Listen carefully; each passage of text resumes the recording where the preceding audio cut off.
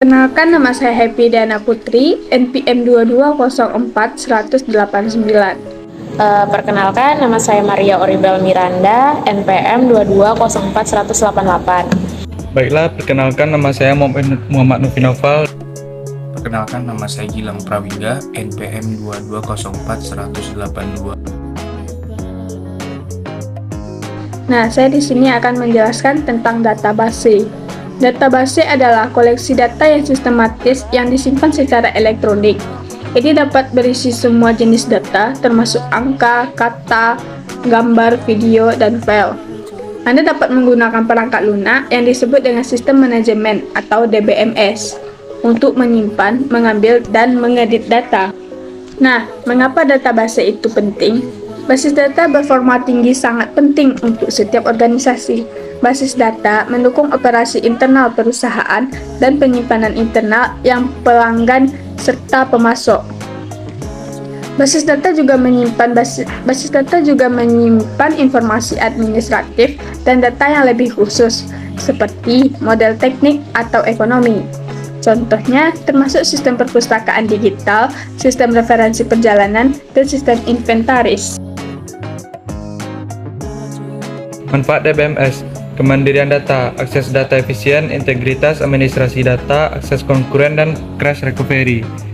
Waktu pengambilan aplikasi terkurangi. Komponen DBMS: hardware, data, set data, dan integrate data, software, user.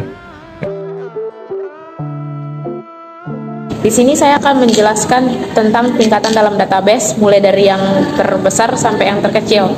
Nah, yang pertama itu ada database. Database sendiri adalah menggambarkan data yang saling berhubungan antara satu dengan yang lainnya. Yang kedua itu ada file. File menggambarkan suatu kesatuan data yang sejenis, di mana kumpulan dari file membentuk suatu database. Nah, yang ketiga itu ada record. Suatu record menggambarkan satu unit data individu yang terkait, di mana kumpulan dari record membentuk suatu file. Terus yang keempat itu ada file, itu menggambarkan suatu atribut dari record, di mana kumpulan file membentuk suatu record. Yang kelima ada byte. Byte itu adalah atribut dari file berupa huruf yang membentuk nilai atau sebuah file.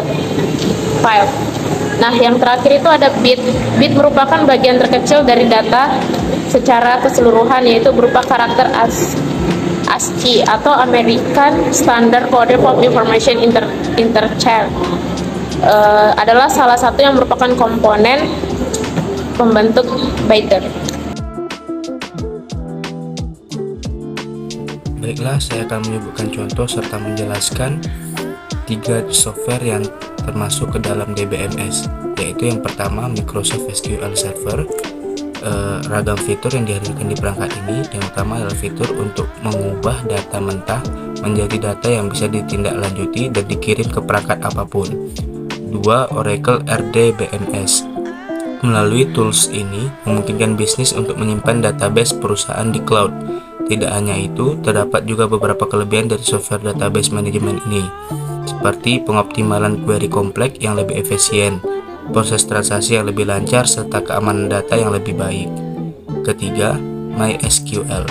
Dengan menggunakan software ini, pengembang bisa meningkatkan skalabilitas dan keamanan database berkat fitur yang dimilikinya. Di samping itu, software ini juga bisa menekan risiko dan biaya karena mudah diterapkan. Ini merupakan sistem database relasional open source yang mudah digunakan dalam penyesuaian data, menawarkan data recovery yang lebih baik, integrasi yang bisa dilakukan lewat mesin web Apache, serta mudah dipelajari bahkan oleh siapapun.